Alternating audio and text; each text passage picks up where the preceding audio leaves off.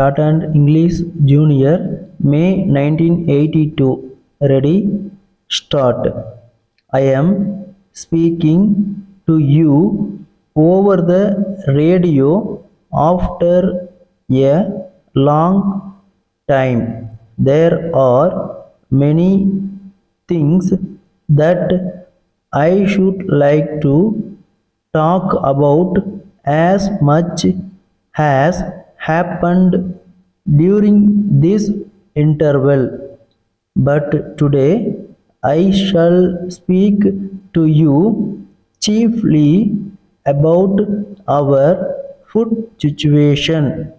I should have preferred to do so after 1 or 2 weeks when perhaps I could have given you more facts.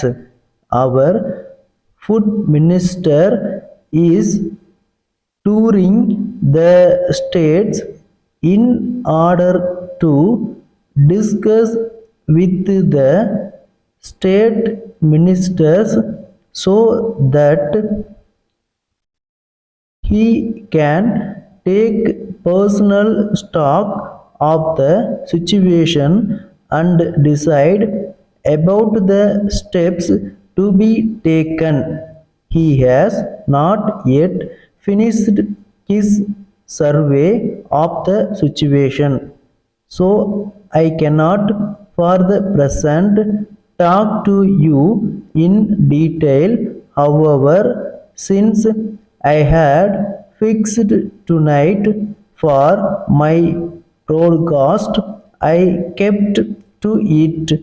Although I will not be in a position to give you much new information today, I should like to talk to you about our common problems.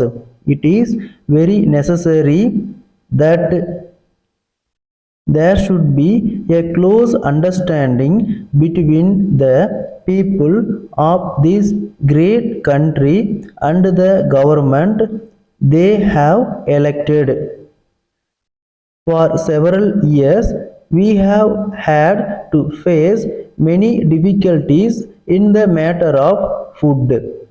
The last great war, the partition of India, natural disasters in the shape of floods and drought, and the growing population created a heavy deficit of food in the country. Food is, after all, a primary necessity. If we fail in feeding our people well, we can make little progress in other directions. We had to import large quantities of wheat and rice at great expense. Even in recent months, we have had very difficult conditions in some parts of the country. Some districts have been particularly unfortunate. They had severe drought for some years continuously. We sent our army for relief work and from all accounts they did a very good job of it indeed. Steps are being taken to reduce the prices of wheat and rice all over the country. This is the background of the food situation, and it seems to be satisfactory. But we cannot afford to relax our vigilance. We have always to be prepared to meet any contingency. We have often been criticized for having a policy of controls, but we are convinced that any relaxation at this stage will involve great risks.